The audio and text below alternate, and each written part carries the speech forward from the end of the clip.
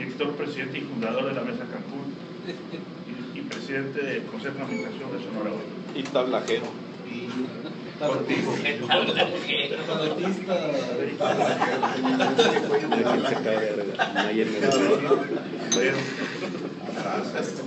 Es que nos venden canal, pues. Ya saben quiénes son los bandidos. Jefe de los bandidos. Jefe de los otros bandidos. No se atrevió, no tiene miedo. Son tan felices en esta mesa, ¿verdad? Sí. No, y ahora ¿Por qué sí. Mesa Cancún? Una leve explicación. ¿Sabes qué quiere decir Cancún en español? En maya. Nido de víbora. Por eso es Mesa Cancún. Sí. Muy bien. Las víboras mayores son los de la voz bonita. Esos dos. No te menosprecies, cabrón. ¿Te rías, Te rías porque estás con tu jefe ahí al lado, ¿no? Está actualizado, mira. Pero no estás solo. Y lloro. Adelante. Iván. Una presentación. O así. Pues primero que nada agradecer a todos ustedes la oportunidad que me dan de platicar, de convidarnos diversas reflexiones en este desayuno. Siempre es bastante enriquecedor poder transmitirle a todos ustedes parte de la visión de una persona, como bien lo decía don Carlos, traemos algún tipo de trayectoria ya en la parte electoral. Su servidor particularmente ya lleva algunos años ejerciendo el derecho electoral. Bueno, les voy a contar a modo de una breve historia, una síntesis, cómo es que yo llego ahorita donde estoy. Cuando yo trabajé en Gobernación, cuando entró don Emilio Choifet como secretario de Gobernación en el 95, ahí permanecí en la Secretaría de Gobernación, pasando después Francisco Labastida, con quien además en su equipo me integré. Y una vez que se dio el proceso interno para la elección de candidato a presidente de la República en el 2000, en aquella épica batalla entre Bartlett, Roque Villanueva, el propio Labastida y Roberto Madrazo, se me invitó a participar ya formalmente y por primera vez en el partido, en el Comité Ejecutivo Nacional del partido. En esa breve historia me incorporé en ese entonces con el equipo los sinaloenses, tengo que decir así, particularmente con Marco Antonio Sosa Félix, que en su momento era uno de los más allegados a Francisco Labastida. Se me invitó, participé, y luego en el 2000, pues lo que todo el mundo sabe, vino la debacle del Partido de Revolución Institucional, después de diversas décadas de haber estado ostentando el poder, entre otras razones, y fíjense lo que son las circunstancias, por la famosa sana distancia. Yo igual coincido con el diputado Beltrones en el sentido de que la sana distancia nos llevó a perder la cercanía con la ciudadanía y nos llevó también a perder la sana distancia, entendida en su momento por el presidente Zedillo. Yo creo que nos llevó a ser primero un partido huérfano, un partido que no nos permitió, dado que quedamos todos azorados, saber qué es lo que seguía. Como ustedes lo saben y mucho mejor que yo, siendo críticos del tema o autocríticos, pues el partido no se movía sin la venia del presidente. El presidente decía hasta dónde no, y cómo en todo caso se iba conformando pues la política y el dinamismo de la política y la modificación y la transformación del quehacer político. Lo cierto es que nos llevó a ser un partido acrítico y reflexivo. La verdad es que fueron bastantes años aciagos, y yo creo que eso constituyó, entre muchos errores electorales, y confiarnos de más, a una derrota contundente en el 2000, como además se reconoció. En ese proceso, la entonces presidenta, Dulce María Sauri Reancho, que estaba con presidenta, pues me dio la oportunidad de continuar trabajando ahí en el partido, seguir laborando para el mismo. Vino una etapa complicada en ese entonces, por lo menos hasta la elección de la nueva dirigencia. Hay que recordarla, que fue entre Beatriz Paredes y Roberto Madrazo. Se da la elección, entonces Roberto Madrazo queda como presidente junto con su fórmula, que es la maestra Esther Gordillo. Pues en ese entonces vienen algunas oportunidades. Ahí es cuando a su servidor le dan la oportunidad de ser representante ante el Instituto Federal Electoral en el Consejo General de aquel entonces, ahora INE. Y posterior a ello, obviamente, seguía yo encargado de los procesos electorales, particularmente la parte jurídica electoral. Así fue hasta el 2005, 2006, las últimas elecciones que me tocaron atender fueron las de Tabasco y las de Chiapas. Salí un rato de ahí, me fui a la administración pública y es cuando logro una oportunidad en el ISSSTE. Entro a trabajar al ISSSTE y estoy ahí un sexenio en la parte de la administración pública. Regreso pues a la administración pública. Después nos fuimos por una invitación que en su momento nos hizo el propio coordinador, diputado Manuel Fabio Beltrones. Nos fuimos a integrar un equipo al entonces Instituto Fonacot, y del Instituto Fonacot saltamos un equipo ahí importante de servidores públicos a la Procuraduría Federal de Protección al Ambiente. Ahí es donde viene la nueva invitación del diputado Beltrones para ayudarlo en esta etapa al partido, pero particularmente de alguien que yo ya conocía de tiempo atrás, que coincidimos en alguna reunión con el diputado, y ya saben, esas mesas de café que regularmente se hacen, que fue Claudia Pavlovich. La conocí el año pasado, tuve la oportunidad de conocerla, de platicar, de intercambiar muchos puntos de vista. Pues se comentaban en ese momento sus aspiraciones como toda ciudadano sonorense legítimas, y se fue conformando en aquel entonces una amistad importante desde el 2014 a la fecha. Se da el proceso y una vez hecho lo anterior, la propia Claudia Pavlovich, entonces senadora, en algún desayuno ahí con el diputado Beltrones y otras personas que nos acompañaban, me hace una invitación formal para venirme a esta épica aventura, muy importante además, y con gusto la acepté, porque ya era, creo yo, momento de regresar un poco a mis andares, que eran los procesos electorales y particularmente la asesoría jurídico-electoral. Así es como llego acá y se me designa, como ustedes algunos lo saben, como abogado general del partido y representante ante el Instituto Estatal Electoral del propio Estado de Sonora. Empezamos obviamente con todo el alcance de la asesoría jurídica en la elección de gobernadora, logrando lo que ya todos ustedes presenciaron y atestiguaron durante más de 90 días, dando la batalla contundente por este proyecto. Y ahora, en este nuevo tránsito, una vez ya obtenido el triunfo, pues nos toca en esta segunda etapa de la transición preparatoria, pues hacernos cargo en la vocería y parte de la coordinación, que es una coordinación colegiada. Aquí todos somos pares, los 8 que fuimos nombrados, para llevar a cabo, y la Secretaría Técnica que tenemos también ahí, para llevar a cabo los procesos relacionados al trabajo de transición. En síntesis y de manera demasiado breve, pues es mi paso para comentarles que estoy aquí con ustedes degustando este desayuno. Sí, preguntas y respuestas. Samuel, adelante. Yo tengo, eres joven, ¿qué edad tienes? Pues ni tanto, ya tengo 40 años. El proyecto tuyo es quedarte en Sonora.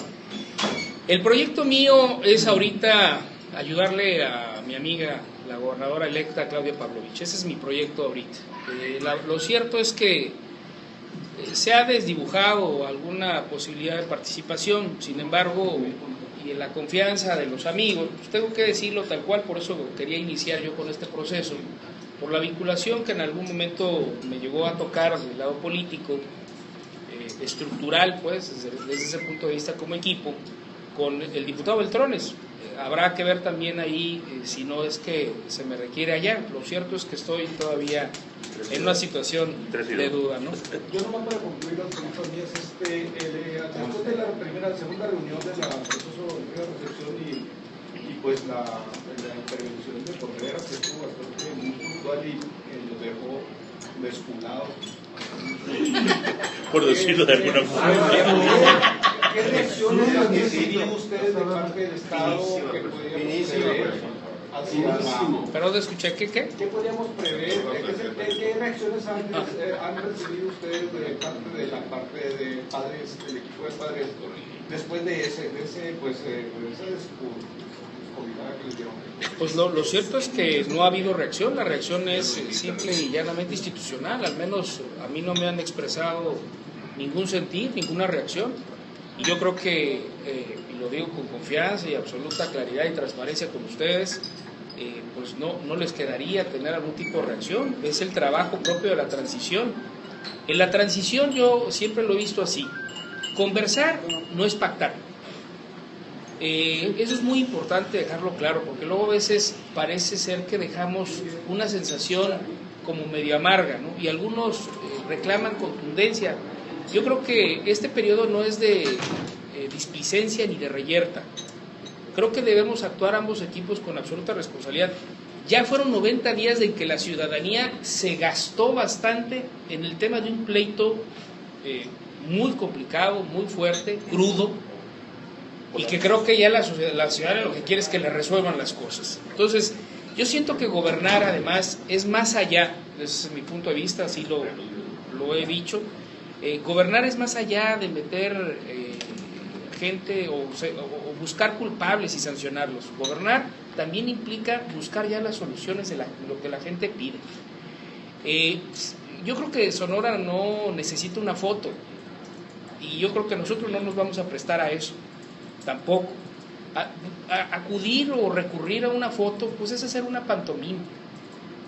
Yo creo que eso simplemente es un tema efectista, pero yo creo que no buscamos eso. Lo que buscamos es contundencia. Por eso en la cordialidad institucional nosotros señalamos y seguiremos señalando qué es lo que a nosotros nos inquieta, qué es lo que nos preocupa. Y lo que nosotros señalamos en esa segunda sesión, ustedes lo atestiguaron, fue algo que es el presupuesto lógico necesario de toda administración, incluso hasta el sector privado. ¿Y cuál es? ¿Cómo están las finanzas del Estado? ¿Cómo vamos a hacer frente a diversas obligaciones que tenemos frente a los sonorenses? Esa es la principal pregunta que tenemos que hacer. Por eso fuimos tan técnicamente cuidadosos, para que también no se nos diera o se nos colocara en una bandeja de que simplemente llegamos a cuestionar por cuestionar. El secretario de Hacienda tuvo la oportunidad de la réplica, no la dio, pero eso es una mesa de transición. Y en las mesas bilaterales que comenzamos el siguiente lunes, vamos nosotros a seguir señalando cuestionamientos que tenemos. Algunos que no necesariamente son dentro de del cúmulo de preguntas que hicimos, son adicionales porque los diagnósticos siguen y así debe ser. No podemos quedarnos nosotros, insisto también, soslayando una simple respuesta a partir de un informe ejecutivo. Sí, adelante. A partir de las siguientes reuniones va a seguir la misma tónica, o sea, el mundo de las fantasías de ustedes nomás oyendo y sin respuestas.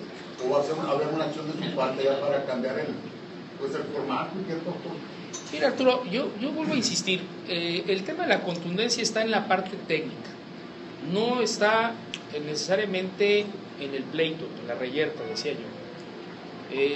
Nosotros vamos a seguir siendo cuidadosos en esta cordialidad, pero sin dejar de señalar.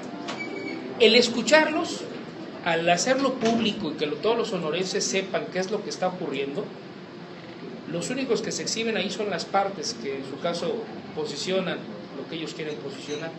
Nosotros no vamos a entrar ni en alabanzas que no nos corresponden, ellos mismos. Yo lo dije en la conferencia de prensa, Arturo, y fui muy cuidadoso en el tema. Si ellos consideraron que el informe que tenían que entregarnos como administración entrante era un tema de autoalabanzas, pues es muy su estrategia. Ahí los únicos que tienen la posibilidad de cuestionar, sobre todo con esa calidad, son los sonorenses y son ustedes, los medios de comunicación. Nosotros vamos a irnos a la parte técnica, que es la que nos preocupa. no a calificativos, porque además yo creo que, insisto, no es el tránsito ahorita, estamos en una etapa preparatoria. La ley, como está aprobada, no tampoco te permite mucho. Son formatos que se han acordado de mutuo acuerdo, pues, así como tal, y lo cierto es que vamos en un tránsito preparatorio, no están obligados.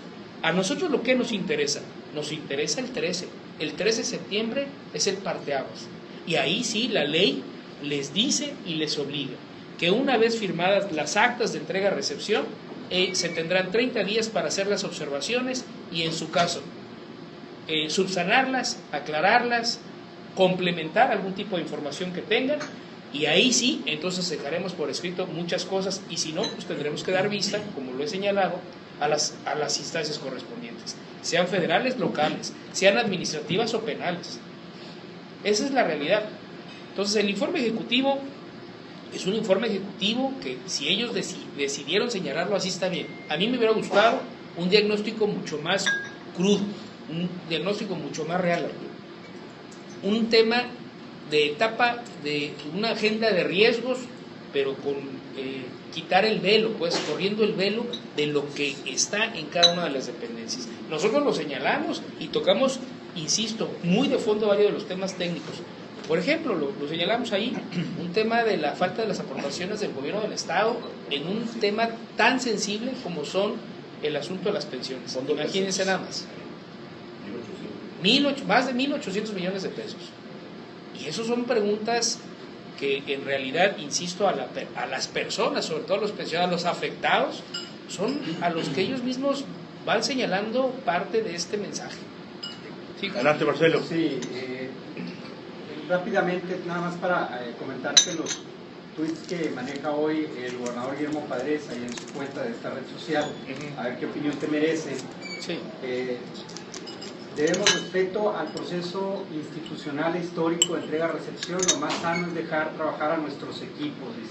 Entregaremos la administración mediante un proceso de absoluta transparencia, algo nunca antes hecho en Sonora. Quien entrega y quien recibe la administración debe ser eficiente, responsable e institucional a la altura del proceso que estamos viendo. Obviamente generó sin fin de comentarios y reacciones, ¿no? Estos tweets que hoy manejó Guillermo Padres. Y por otra parte, ustedes ya tienen idea del tamaño del boquete económico, como le dicen en estos términos, ¿no? a lo financiero, que va a recibir la próxima gobernadora. Lo he comentado y lo comentamos ahí, lo comentó el maestro Pedro Ángel Contreras con mucha puntualidad. El diagnóstico lo tenemos. Lo que necesitamos son las respuestas. ¿De cuánto ¿Qué es ocurrió? el número? Son obviamente diversos rubros, ¿no? Estábamos lo mismo lo que señalamos. El saldo de la deuda bancaria, estamos hablando que se incrementó el 30%. El tema del pago de la deuda, que son intereses y capitales, se incrementó, Francisco, 500%. El tema que tiene que ver con el gasto corriente también se incrementó un 30%. Frente, que es la nómina de recursos materiales y obviamente y también servicios generales. Pero frente a eso tenemos que los ingresos propios se redujeron el 30%. Y que la inversión... ¿Qué hay detrás de lo inexplicable que mencionó Contreras sobre que se redujo de pronto de un año para otro? Eso es lo que estamos buscando nosotros, la respuesta del inexplicable. Por favor. Sí, pero tiene la palabra. Entonces yo creo ahí, Marcelo, que el tema, el diagnóstico está.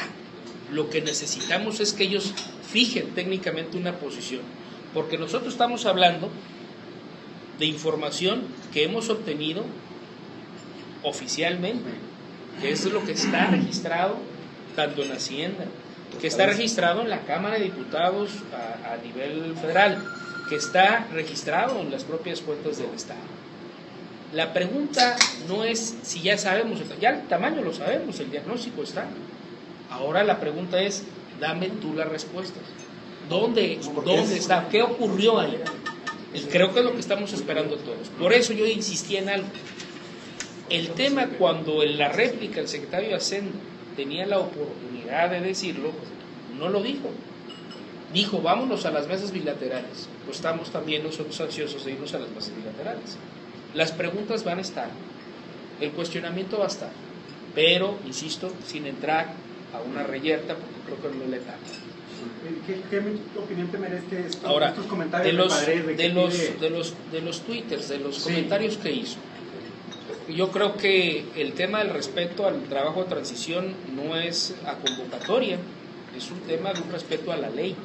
Estamos hablando de el Estado democrático de derecho, que implica, entre otras razones, atender lo que dice la ley. Digo, aunque no quisiéramos, tenemos que respetar porque es la ley. Aunque no quisiéramos. Digo, lo que él expresa, entiendo, es en función de no querer contaminar los trabajos de transición, pero bueno, los trabajos de transición están regulados por una ley y un reglamento. Yo creo que ahí lo que correspondería hacer, en función de las grabaciones, es algo que yo lo resumiría en 3 puntos, si me lo permites. 1. Se ha dado cuenta que si la grabación es realmente es válida, es real. Más allá de eso, yo quiero decir, antes de los 3 puntos, hacer un preámbulo. Nosotros fuimos víctimas constantes de las filtraciones de grabaciones ilegales. Y nosotros literalmente desechamos, rehusamos el uso de esas prácticas de grabaciones ilegales para hacer política. No es el camino. De entrada lo voy a decir tal cual. Y por el otro lado, en la grabación se deja ver un tema de que se quiere evitar catorrazos.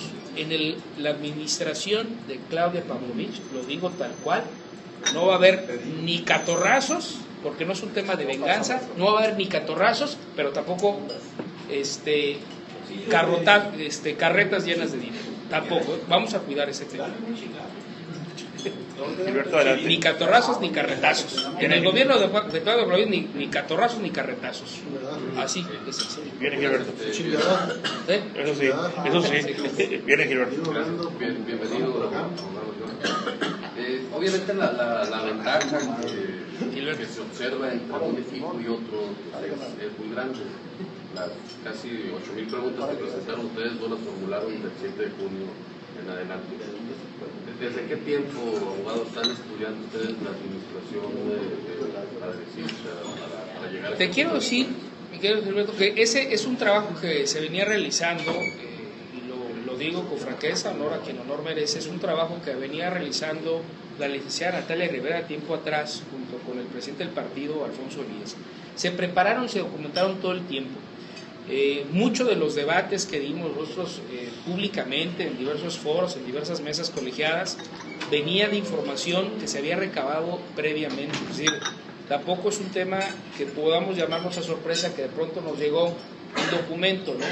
Un papiro, para decir, oye, aquí ya saqué de dónde viene todo este tema. No, es un tema que viene trabajándose durante por lo menos el último trienio del sexenio, porque es justamente parte de una estrategia, si es que quieres recuperar, como fue el caso, la gobernatura. Fue un trabajo mucho de tiempo atrás. ¿Y en esa preparación, hasta dónde llegaron en el futuro? ¿Hasta dónde están proyectados el trabajo? Por lo menos el primer año de ejercicio. Por lo menos el primer año de ejercicio, claro. Y tiene que ver sobre todo por el tema de las finanzas. Pero en relación a la administración, a las acciones hacia la administración, ¿tienen contemplado... ¿Hacia adelante o hacia atrás? Perdón, hacia adelante. ¿Hacia dónde van ellos como administración tratando de evadir responsabilidades? ¿Cómo van a manejar ellos la situación en la que están ahorita para evadir? ¿Cómo la van a manejar? No lo sé. Lo que sí te digo es que nosotros en el primer año de ejercicio vamos a hacer muchísimas cosas. Dentro de ello, poner muy en claro el tema que tiene que ver con el estado que guardan las finanzas y, en su caso, saber quién es culpable y quién va a pagar por ello. ¿Dónde va a estar? ¿Quién, yo? Sí. Adelante, Irán.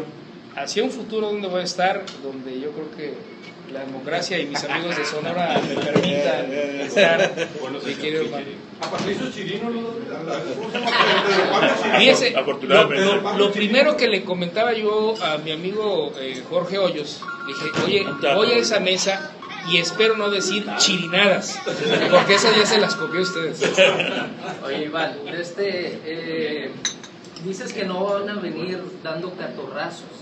No, nomás defíneme eso. ¿Qué es lo decía yo hace un rato, catorrazo, es decir, el gobierno de Claudio Paulino va a ser un gobierno catorrazo como lo están dejando ver. Si la grabación es verdadera, como si fuera un tema de venganza. Esto no es un tema de venganza, es un tema de transparencia, rendición de cuentas y de sujeción a la ley. Eso es. Aquí no es un tema de venganzas ni directas, ni personales, ni institucionales. Es un tema de un reclamo social que solicitaron miles de sonorenses de qué es lo que ha pasado y nosotros tenemos que hacer algo. Ahí sí nosotros lanzamos una advertencia. Ni Ricardo Anaya ni sus dirigencias van a venir a nosotros a presionarnos ni a chantajearnos para evitar la aplicación de la ley y la revisión de las cuentas. No va a ocurrir en el caso de Claudio Paulino. Oye, salió una información, nos crearon una información ahí de parte de ustedes, que encontraron un faltante de 1.800 millones en el ISTESON, pero según el ISAF, yo recuerdo que eran 2.300. Entonces, esos 500, ¿dónde quedaron? ¿O qué fue lo abonaron? ¿O qué fue lo que pasó? Parte, lo que nosotros traemos, que registró el maestro Pedro Ángel Contreras, fue parte de la información que se procesó en una mesa de especialistas en materia de finanzas públicas, y él es especialista en ello. El registro que tiene él es de 1.800, habrá que compararlo y confrontarlo con los 2.300, que también se había comentado. Seguramente, a lo mejor esos 500 seguramente puede ser, es una mera suposición, pues quiero colocarme en el sentido más optimista, pues a lo mejor ya se aportaron por parte del gobierno del Estado. Lo cierto es que sí tenemos nosotros que esperar, insisto, la respuesta técnica es la que a nosotros nos surge. Ya me contestaste lo que quiero preguntarte, licenciado. En la grabación permíteme, para que amplíe, pues, en la grabación de Padres con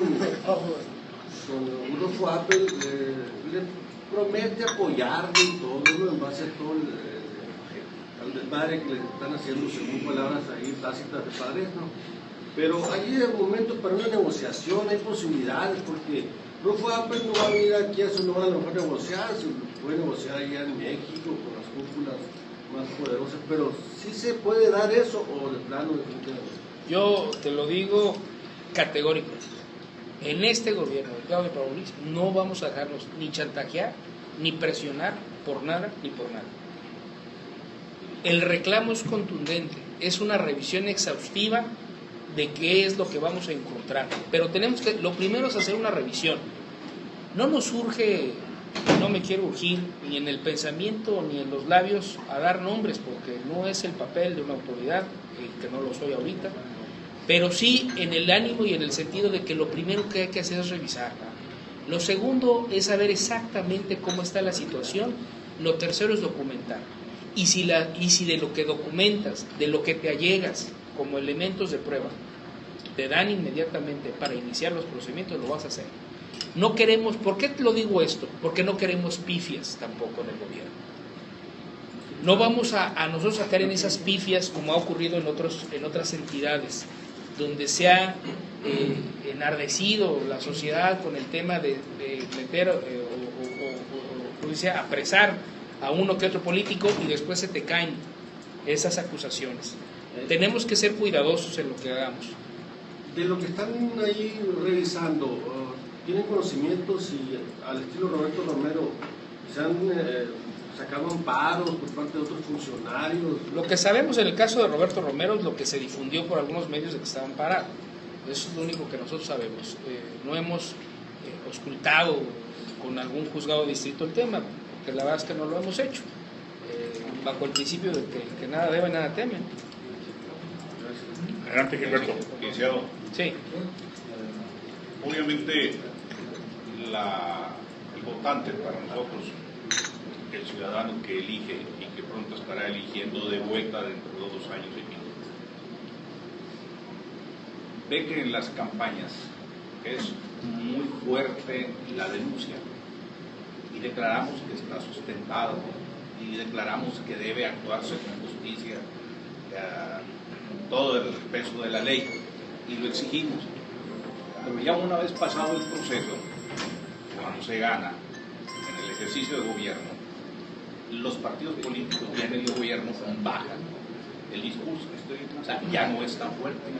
Entonces, esto lo ve la gente a veces como una especie de con sospechosismo, si hay un acuerdo, si hay alguna negociación, o simple y sencillamente si ya se está en el camino de una posible impunidad, sobre todo para el más alto de los jefes. Y a veces vienen 3, 4 o 5 gentes que son las que van a un juicio. Y la gente dice, bueno, llevaron a unos 3, 4 chivos expiatorios, pero los peces gordos no caen. Entonces, esto es lo que va demeritando el compromiso del partido, en este caso para nosotros el PRI, para el próximo proceso electoral, porque el PRI siempre está teniendo cada 3 años los compromisos de ir por la gente, convencerla y llevarla a votar. Yo creo que aquí, a tu juicio, ¿crees que habrá alguna estrategia buena por parte del gobierno próximo a entrar, de poder darle esa respuesta a la gente, ¿no? De tener la posibilidad, no pon tú que queden en la cárcel buen tiempo, de perdida que los vean entrar esposados a una perica, como decíamos antes, ¿no? Y no le hay que dar la vuelta a un amparo, un juez de distrito de no sé dónde, le dio la posibilidad de salir hacia afuera, ¿no? Quiere ver una imagen en el cual se diga, pues no hubo impunidad, y hacer un lado la posibilidad de cualquier tipo de negociación partidaria. Gracias, Alberto. Mira, yo de hace rato decía, no queremos un gobierno con la toma de decisiones efectistas. Yo creo que no es en lo inmediato nuestra visión ni nuestro objetivo. En la campaña efectivamente se hicieron señalamientos, todos sustentados, por cierto, la mayor parte de ellos, en lo que los medios de comunicación daban cuenta en sus distintas coberturas informativas, más la información difundida en redes, que muchas de ellas también tenían que ver con documentales y elementos importantes que te llevaban a un juicio, a priori. Creo que el punto medular aquí es que para poder sustentarlas sí necesitas realizar una revisión exhaustiva. Cuando tú comentas de si se va a llevar a cabo o no se va a llevar a cabo por parte de este gobierno la congruencia entre el discurso de campaña y el discurso de la administración, te voy a decir que sí.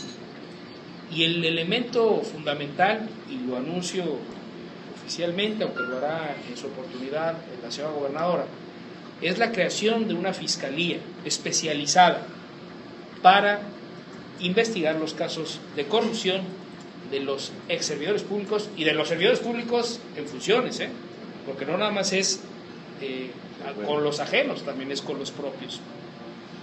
Creemos, para nosotros así lo vemos, que algunas personas tienen alguna mácula que perseguir, porque eso lo han dado cuenta ustedes mismos en diversos momentos, no solo de ahora, de la campaña, sino de tiempo atrás, en una denuncia constante, como también lo han hecho personas, entiendo, unas de ellas proveedores que han presentado denuncias. Hay denuncias en curso ya de tiempo atrás que se están sustanciando y se están ventilando en instancias federales. Lo cierto es que pues también esperamos nosotros que esas que ya están, promovidas y sustanciándose, pues también inmediatamente lleguen a una resolución pronta y expedita, porque son resoluciones sobre las cuales también se fundamentó y se sustentó parte de lo que nosotros señalábamos en la campaña. Ahora, ¿qué nos corresponde a nosotros? A lo que nos corresponde a nosotros es después del 13. Después del 13 es lo que nos corresponde a nosotros investigar, y vamos a hacerlo con esta fiscalía. Eso va a ser un hecho que se los puedo ya convidar, va a ser un anuncio oficial por parte de la gobernadora, pero es innegable. Adelante, Gaspar. La próxima visita de Peña Nieto, ¿no es una señal de que viene a avalar a Padres? Se canceló. ¿La canceló? Siempre no. Qué bueno. Y otra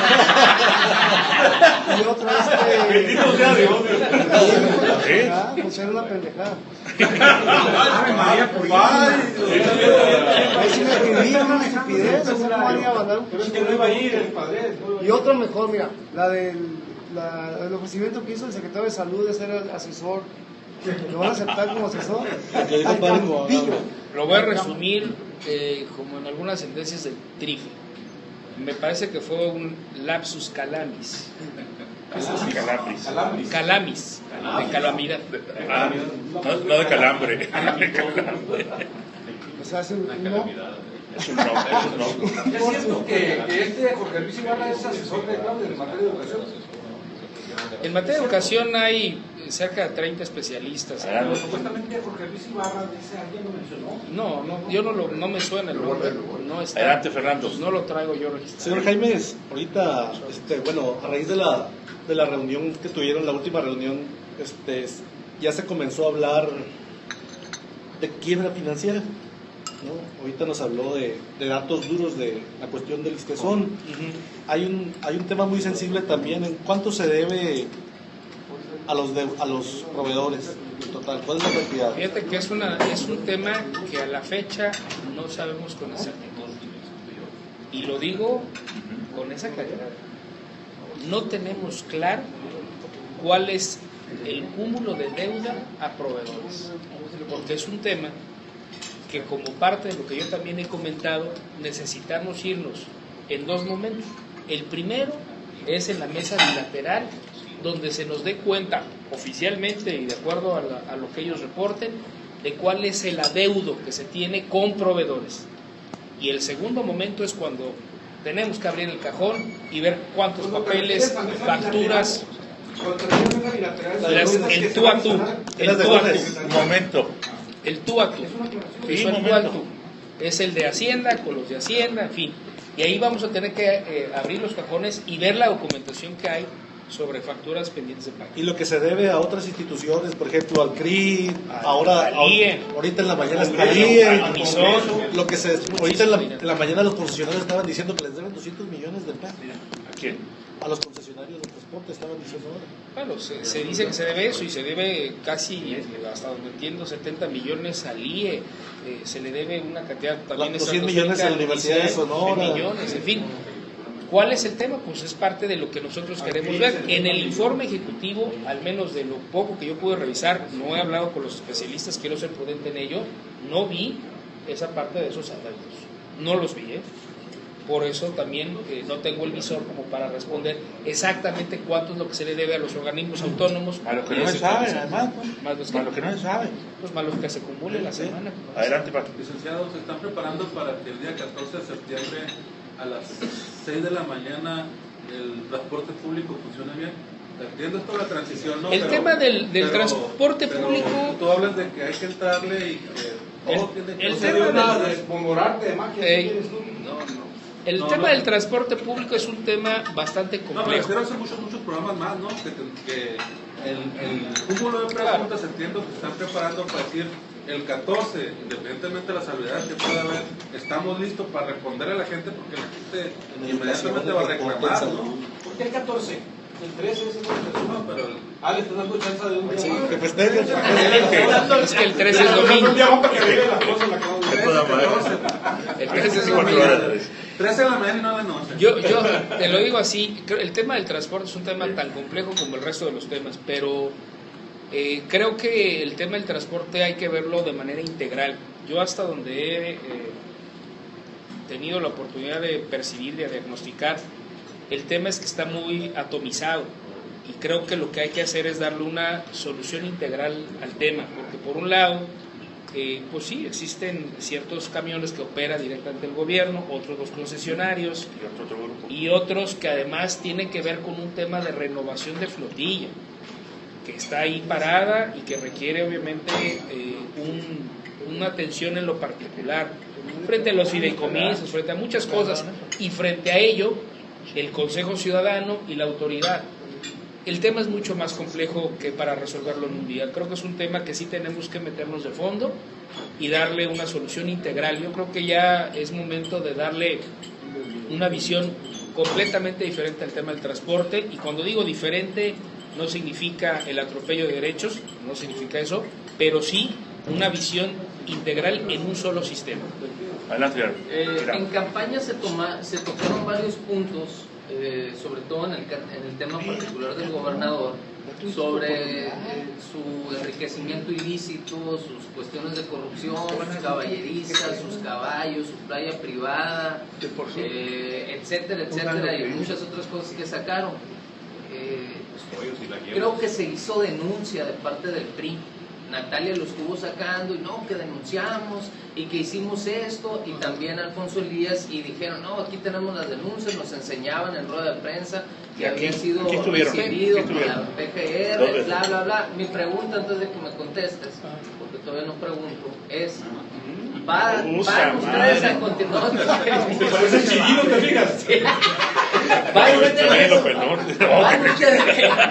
ustedes a continuar con eso o ya lo van a dejar hasta que ustedes lleguen el 13? ¿Eso sigue corriendo? Hay una enorme oportunidad procesal, y la enorme oportunidad procesal es que ese tema ya está caminando, es decir, ya lo tienen las autoridades. No es un tema que nosotros tengamos necesariamente que darle algún impulso procesal, eso ya está caminando, ya se recibieron, se radicaron y se están sustanciando. ¿Qué es lo que esperamos de esas autoridades que ya tienen conocimiento de esas denuncias? Pues que estén realizando las diligencias para mejor proveer, que estén así realizando las investigaciones y que lleguen cuanto antes, como lo decía hace un rato, ya a una resolución definitiva del caso. ¿Y hay algún avance de información? Pues mira, hasta donde sabemos siguen las autoridades realizando sus investigaciones. Creo que incluso previo a un poquito antes de la jornada y después de la jornada, entiendo que la PGR empezó a realizar algunas diligencias propias de los procedimientos donde están las denuncias. Yo estimo que no tarden demasiado y ver cuál es el estado que guarda cada una de las denuncias, para que si se requiere que también nosotros aportemos documentación, lo hagamos. Digo, la verdad es que esas denuncias que tú estás señalando afortunadamente ya se están sustanciando. Sobre lo mismo, es sobre lo mismo, se incluía también las denuncias contra Javier Gándara, el asunto de la presa. Pues todas esas denuncias ya están. Son denuncias que están. Todas ellas ya están procesadas. Otomix, adelante. Francisco. Oye, ahorita mencionabas acerca de que una vez entregados ahí los poderes el día 13 de septiembre, el gobierno entrante tendrá 30 días para hacer cualquier señalamiento en el sentido de pues cualquier cosa que no esté en su lugar, ¿no? Eso quiere decir que no se espera, no se va a poder hacer lo mismo que hizo este gobierno de pasarse todo el sexenio echándole la culpa a la administración anterior. No, nosotros vamos a ser muy categóricos. Tenemos 30 días para señalar. Para uno puede ser, tenemos una óptica diferente a la que tiene el común del pueblo, en el que si Claudia en diciembre o en febrero próximo dice, no, es que fue culpa de mi antecesor, del padre, va a decir, bueno, pues otra vez lo mismo, ¿no? Entonces, eso quiere decir que los señalamientos se van a hacer en esos 30 días únicamente, si existen, y no más, o sea, más adelante ya no se va a poder hacer. La ley te establece 30 días para hacer observaciones a cada una de las actas presentadas por cada uno de los titulares de despacho y de las distintas áreas que integran la administración. 30 días. Pero 30 días no les va a alcanzar con tanta... Son 30, pero es el término que establece y el plazo que establece la ley. Ahora, eso es diferente, ¿no?, a un hecho contundente que ya hemos ventilado. ¿Cuál es el hecho? Pues digo, va a ser complicado, y no estoy diciendo que no se haga, por eso está la gobernadora realizando todas las reuniones y los acercamientos con todas las instancias del gobierno federal para sus propósitos. No significa que nosotros podamos decir, oye, yo voy a enfrentar todas las obligaciones relativas, por ejemplo, al tema de las aportaciones en el caso de pensiones, pues si no tengo el dinero. Esos eso señalamientos, natural, esos señalamientos tendrían ¿qué repercusiones? ¿Tendrían penas de cárcel, por ejemplo, para funcionarios? Hay que ver qué fue lo que hicieron con el tema de las aportaciones que debían por ley haber reportado oportunamente. Tenemos que ver cuál es la situación. Si llega el secretario de Hacienda o el secretario de Salud con el tema de las pensiones o del ISSSTESON propiamente, y me dicen que ese dinero en realidad sí estaba, sí ingresó, sí estaba etiquetado, sí estaba ya destinado, pero por alguna fuerza extraña de pronto se destinó a otra cosa, bueno, pues ya estamos hablando de alguna ilicitud. Eso es un ilícito. ¿Los funcionarios tendrán que llegar entonces con un equipo de auditores? Los entrantes. Los entrantes, claro. Sí, por supuesto. Por ejemplo, a cada una de las dependencias. ¿Qué pena merece ese? Pues estás hablando de peculado, estás hablando de diversos delitos. Digo, no tengo el código aquí, pero estás hablando evidentemente de pena privativa de la libertad. Sin lugar a dudas. Pero no los exime de responsabilidades legales, penales o civiles que pudieran tener. Esos 30 días son para llamarlos a la dependencia para que aclaren cualquier situación que se prevea. Pero si existen evidencias, como dice el no significa que la libren, pues. No significa que la libren. El Código Civil y el Penal establecen claramente cuáles son los términos. Es lo que quiso decir Iván. Sí, pues si no. No, es correcto la canción. Es lo que quiso decir Iván. El vocero. Viene Marcelo, adelante. Lo que Iván quiso decir. Estaba viendo el vocero. La percepción es que entrando ustedes inmediatamente, corto plazo, vamos a ver lo que decía ahorita Gilberto, gente esposada, gente entrando a la cárcel. Eso, a ver, ¿es viable, sí o no? Y por otro lado, en este cúmulo de irregularidades que se mencionan, que del temor, que de las exportaciones del tesón, de los uniformes escolares, ¿en qué caso tienen ustedes, ven con sustento como para que se finquen responsabilidades? Pues mira, el tema es muy claro. Quiero insistir en algo. Nosotros podemos tener cierta percepción a partir de lo que se ha difundido públicamente, pero eso no es el elemento constitutivo de prueba como para realizar de forma categórica una posición. Yo insistiría en algo, que se nos dé la oportunidad, tanto a través de la Fiscalía y a través de la Contraloría, de revisar con exactitud cuál es la situación que documentalmente y oficialmente tienen cada una de las dependencias, para entonces sí generar una posición auténtica, eficaz, contundente frente a la opinión pública. ¿Y qué significa eso? Actuar responsablemente. Si yo te dijera ahorita, por eso yo dije, no me quiero adelantar ni con los labios ni con la mente, porque yo creo que no es no debiera ser ahorita el objetivo del tema transición y mucho menos del arranque del gobierno. Yo sí quisiera que se nos diera la oportunidad de documentar y de revisar exhaustivamente cada uno de los temas de los uniformes, del tema que tiene que ver con el tema de las pensiones, del empleo, digo, de las demandas laborales. Por ejemplo, te puedo dar yo un dato, por compartirlo. Creció 25% más en una proyección a finales de año las demandas laborales. ¿Por qué? Es decir, se estima que llegarán alrededor de 14,000 demandas laborales en este año, es decir, creció 25% más. Pero pendiente. No, porque van a que se presentaron las demandas laborales. ¿Por qué razón se están implementando? Pero no le han dado curso, además. Y no se ha dado curso. Cúmulo en la Junta de Conciliación. Claro. Entonces, ¿por qué razón estamos así? O en el tema que tiene que ver con seguridad. Digo, yo te estoy hablando de diagnósticos, que son, ahorita insisto, diagnósticos y así lo subrayo. En el tema de seguridad, traemos un déficit, de acuerdo incluso con comparativos de la ONU, de 157 policías por cada 100,000 habitantes, más o menos. La ONU recomienda 300. Caímos, creo que si no mal recuerdo, estamos en un lugar muy lejano. El último. Si no es el último. En tema de la fuerza policial, ¿qué es lo que ocurrió ahí? O en materia de infraestructura. Caímos al cuarto peor lugar en inversión que tiene que ver con obra. ¿Por qué caímos a esa cantidad? Yo te puedo dar ahorita muchas preguntas. El tema de lo que tú me pides ahorita es decir, si ya tengo yo los elementos para decir, en materia de infraestructura esto, en materia de educación esto, yo creo que sería irresponsable. No quisiera caer en esa lesera, ¿no? En esa tontería. Sí, adelante, Chihuahua.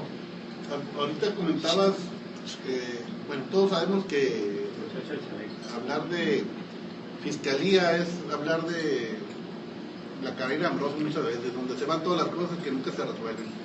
Y ahorita hablaba de la creación de una fiscalía especial para investigar sospechas de funcionarios inactivos. Bueno, no irá a tener el mismo destino de todas esas fiscalías que ha habido ya en el pasado. Y la otra, no es dobletear el chamba con la función de la Contraloría en sí, nada. No.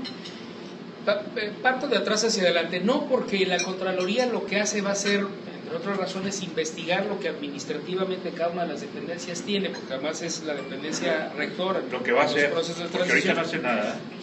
Lo que va a hacer es correcto. Y en función de ello, lo que tiene que hacer es ver en el ámbito de su competencia, que es estrictamente administrativa, cuál es la responsabilidad de algunos servidores públicos. En el desglose que haga la propia Contraloría, puede dar vista a la Fiscalía o a la Procuraduría de la posible comisión de diversos delitos. Entonces actúan por cuerda separada. La Fiscalía en sí misma investigará los delitos. Yo creo que estamos en otra era. Déjame ponerlo así, te lo comparto, en absoluto lo respeto. Estamos en otra era. Yo creo que el tema del escrutinio público es fundamental.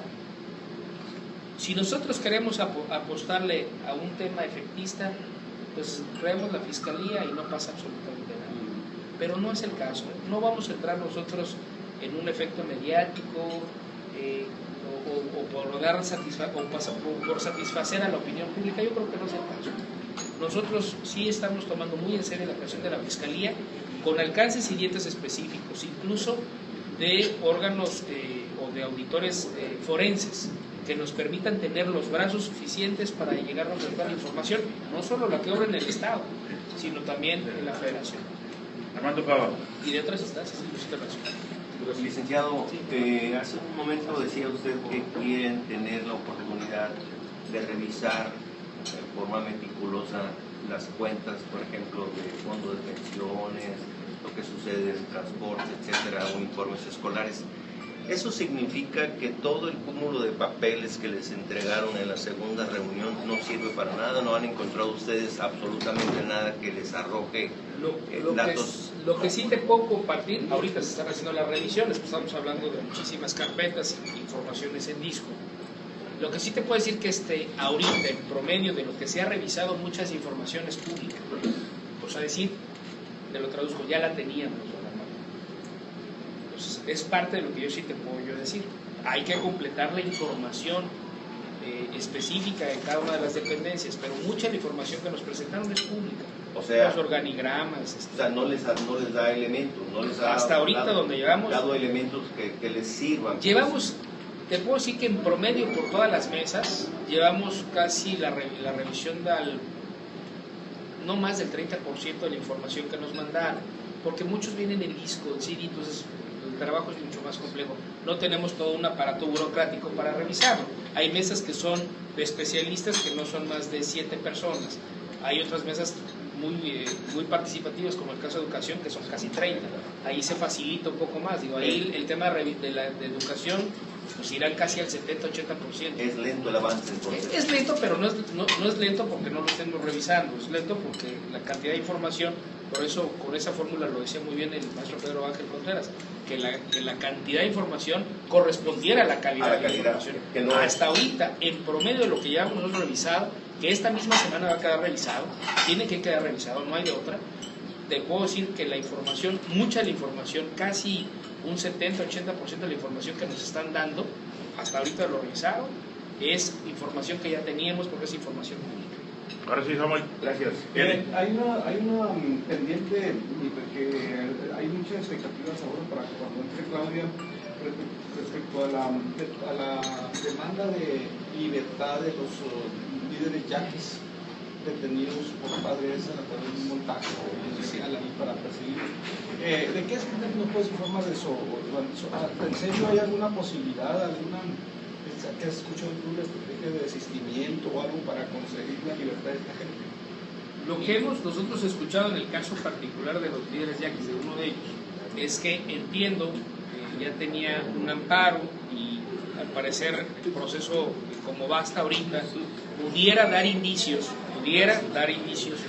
de que se libere incluso antes de que entre la gobernadora.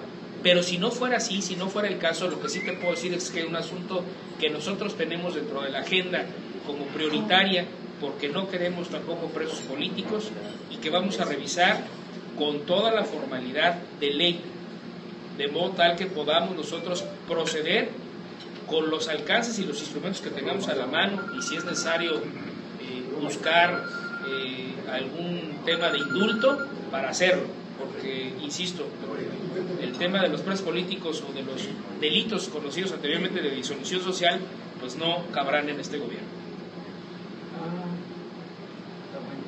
Ni montaje Adelante, de Arturo. causa judicial ni nada. Adelante, Arturo. Iván, Eduardo Bus deja la nómina más o menos en términos cerrados en 9,000. Padres ya anda en 14,000, estamos hablando de 5,000. El problema está que en estos meses supuestamente se está dando un proceso de darle base a X número. Se habla de, pregunta es, ¿va a permitir el nuevo gobierno, Claudia, que le endosen esos orejas y lo que tú quieras de cientos o miles de trabajadores? ¿Cuál va a ser la posición del gobierno? ¿Okay? Y segundo, ya hay demandas que obviamente mi sobrino Navarro Zuli no le ha dado curso, ¿no? Lo del Estesón y lo del Fremont. Se van a esperar a la nueva fiscalía, pues darle curso al nuevo procurador a lo que ya está y que no le han dado seguimiento. Ahí el proceso técnico judicial es muy sencillo. Lo que ya está y que sea ahorita en competencia, vamos a decir, lo general de la Procuraduría, pero que en lo particular debiera ya ser conocimiento, dado el conocimiento de la Procuraduría, tendrá que pasarse, a la Fiscalía, tendrá que pasarse a la Fiscalía. Y la Fiscalía retomará esos casos seguramente.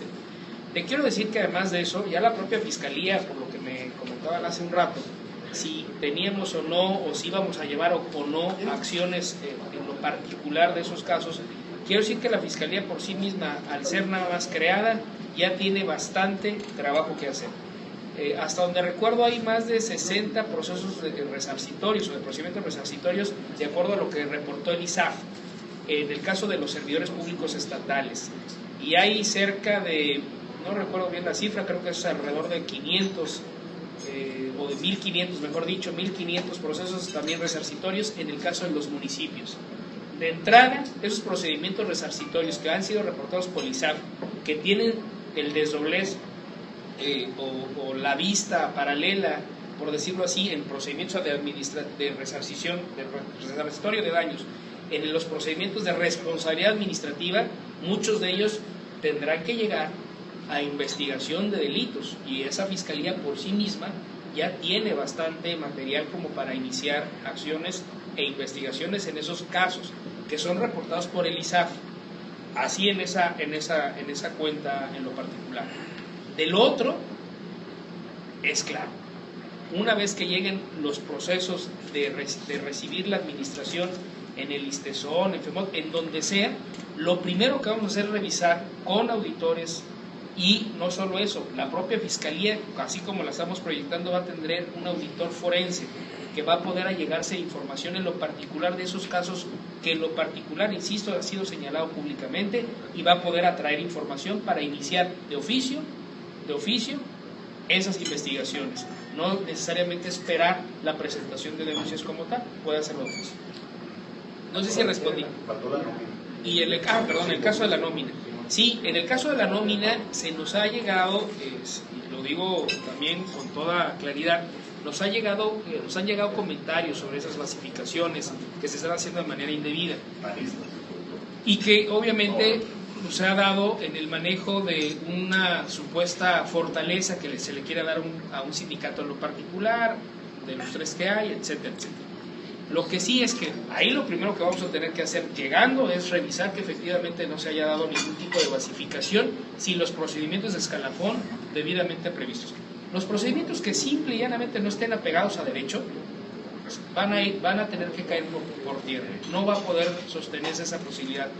Si ellos están, de cierta manera, creando expectativas indebidas para llevar a cabo esas basificaciones, a sabiendas que eso se va a caer, pues simplemente también quien lo haya hecho, lo haya promovido, y no solo eso, quien lo haya ejecutado, lo haya firmado, pues está en un nivel de responsabilidad tanto penal como administrativa.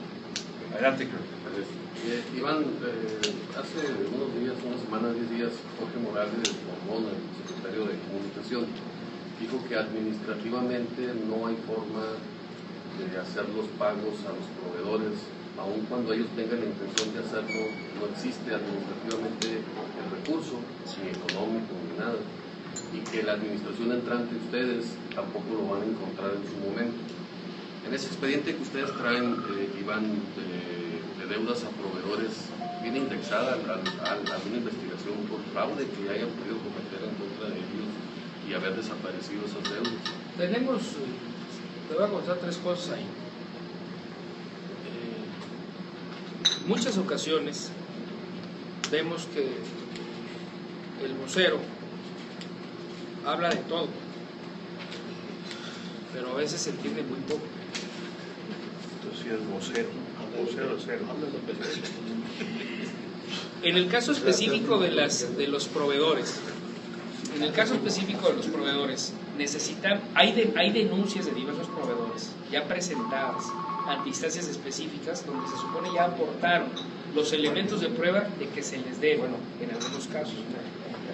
No sé a él a qué se refiera con que no se podrá administrativamente. Es muy sencillo.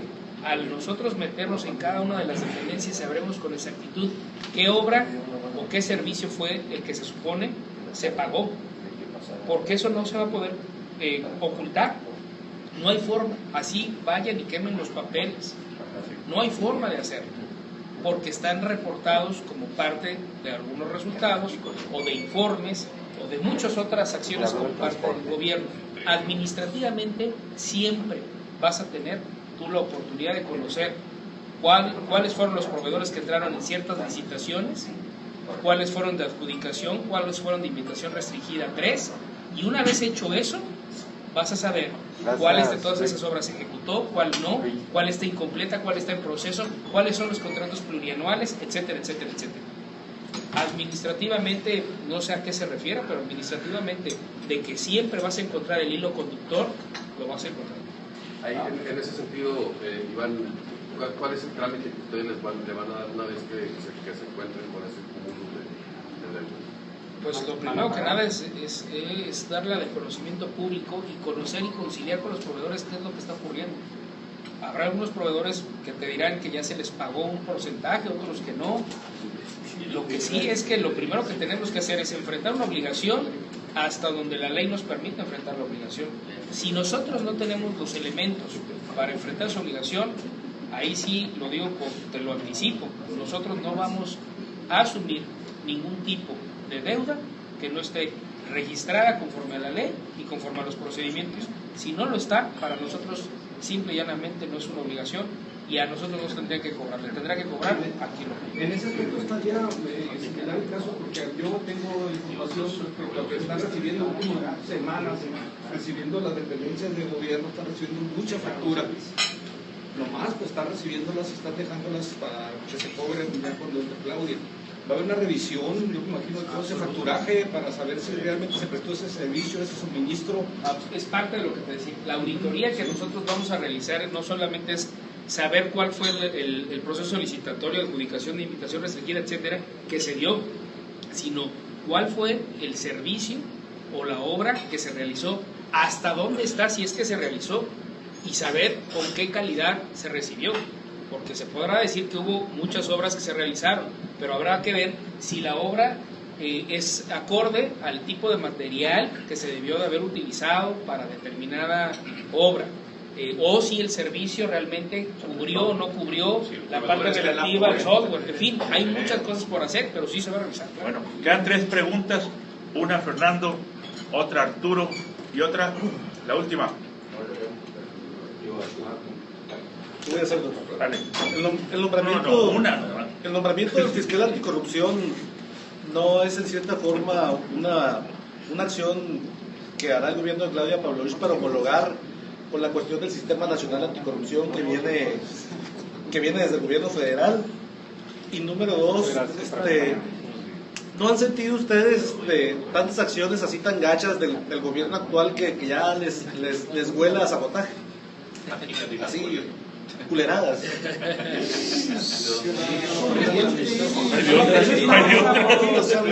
al aire,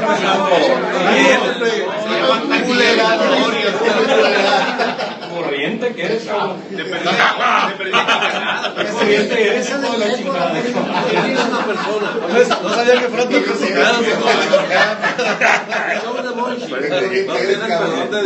Lo creo del señor Pai porque es una persona, pero de ahí para Menos mal que no vino nadie en las mujeres. Hay una que otra dama aquí. A la derecha. Lo que no nos hace esta bolsa está acostumbrada a lidiar con ingresos. No, hombre. Primero, el tema de la fiscalía es un tema que a nosotros nos inquietaba por una razón. El Sistema Nacional Anticorrupción, como están marcados sus procesos y sus tiempos, implica la necesidad que a partir de haber sido aprobado en mayo, se tiene que pasar por lo menos un año para que a nivel central, a nivel nacional, aprueben la ley secundaria a la reforma constitucional que establece todo el Sistema Nacional Anticorrupción. Y después de eso se tienen determinado número de días, casi 180 días, para que las legislaturas de los estados ajusten su sistema al nuevo sistema nacional. O sea, la fiscalía va a ser propuesta al Congreso del Estado entonces, ¿no? Un segundito. Entonces, en ese proceso nacional, o en ese proceso de la legislación nacional o de la reforma constitucional, nos llevaría a la necesidad de esperarnos 2 años para crear una fiscalía, conforme a lo establecen las disposiciones o las bases constitucionales. Y es un tema que a nosotros nos inquietaba. Y no vamos a esperarnos tanto. Nosotros tenemos disposiciones normativas que nos permiten ahorita crear esta fiscalía. Modificar la ley orgánica, punto. Gracias. Claro. Bien, Arturo. Es correcto. ¿Y lo otro? ¿Las culeradas? Y de lo demás, pues yo creo que ahorita estamos en el proceso, insisto, de transición, hermano, y vamos a tratar de llevárnosla así. ¿Cómo evalúa el equipo de transición de Claudia Pavlovich la transparencia en Sonora? Ahorita da un dato interesante. 70% de las preguntas que ustedes hicieron ya estaban publicadas en el portal de transparencia. Esa es la calificación que ustedes hasta ahorita le están dando, porque hay dos cosas, ¿no? Si ese tanto número de preguntas, 7.877, fue por mera ociosidad, si ya tenían ustedes las respuestas, o era precisamente para evaluar ese portal, si es en realidad lo que está publicado, si es veraz lo que está ahí. Entonces, una calificación de la transparencia. Hay creo que una confusión. A lo mejor yo no me expresé bien y lo expliqué debidamente. No, el 70% del informe ejecutivo que ellos nos presentaron es parte de la información que ya está públicamente ahí en acceso a la ciudadanía. Ojo, las preguntas, como lo dijo la propia Contralora, solo se abordaban de alguna manera, y creo que esa fue la expresión que usó, dentro de los informes ejecutivos, pero las preguntas no han sido respondidas, no han sido contestadas. Ella dijo que en las mesas bilaterales se nos iba a dar respuesta a las más de 7.000, casi 8.000 preguntas. Ojo, esas no se han contestado. Ahora, por lo que hace es el tema de transparencia. Uno de los retos que tenemos nosotros como un gobierno transformador es necesariamente eso, dar una nueva categoría al gobierno como un gobierno innovador, apegado al mundo digital, que te permita, entre otras razones, tener una parte transversal para conocer quiénes son tus usuarios y ver cómo vas a llegar y ir modificando la parte de tu portal de acuerdo a esas necesidades, pero también que exista una interacción entre el ciudadano y el servidor público. Es necesario, hoy día ya los instrumentos de redes son los más idóneos para que esa barrera que antes existía entre el ciudadano y el gobierno se tire o se borre. Tú ya puedes, a partir de las redes, interactuar con ciertos funcionarios. Y lo que queremos nosotros hacer es que dentro de ese mundo digital, de un gobierno innovador, podamos también establecer toda una plataforma de transparencia que te permita acceder a los servicios electrónicos, que tú lo puedas hacer desde la comodidad de donde estás, pero también sobre todo que la información pública que tiene que ver con presupuesto, ejercicio de funciones, etcétera, etcétera, todo lo que tiene que ver con ese matiz de transparencia esté siempre disponible para la ciudadanía. Para cumplir con la nueva ley de transparencia, cuando ustedes entregaron esas 7.876 preguntas, ¿expresaron verbalmente que estaban haciendo estas preguntas para efectos del derecho de acceso a la información o de pérdida por escrito en alguna carpeta? Porque eso evaluaría, según el número de respuestas que les contesten, el porcentaje de transparencia que tiene este gobierno. Se hizo un documento que va déjame decirlo, no es como una especie de derecho a petición, porque no es el caso, no es el tema de una solicitud de un ciudadano como tal. Se hizo la petición en función de los trabajos preparatorios de la transición y conforme a la ley. Y en el documento que nosotros entregamos se enunciaron cuáles eran el número de preguntas y los ramos por los cuales hacían cada una de esas preguntas, y se hizo un acuse correspondiente, el cual la propia Contralora suscribió como acuse de recibo. De manera paralela no se hizo esa petición, ¿hubiera sido conveniente hacerlo? No, porque la ley te regula y el reglamento te regula poder hacer esas preguntas. O sea, en realidad no era necesario. Para evaluar la transparencia, ¿no? Pues para evaluar la transparencia yo creo que lo que necesitamos hacer nosotros es más allá que una simple petición como tal en lo concreto. Me parece que hay una medición más de tipo ciudadano, demoscópica, a eso me refiero. Sí. Adelante, la última pregunta. Sí, a propósito, ustedes ya investigaron cuántas reservas hizo Guillermo Padres de investigación, y si están dispuestos a abrirlas. Entendemos que a través de un decreto pueden abrir esos candados. Se puede reclasificar la reserva. Eso en términos de ley se puede. Sí. Habrá que ver cuáles son las reservas. ¿No saben cuántas reservas? No sabemos a la fecha cuántas reservas. Al menos yo no tengo.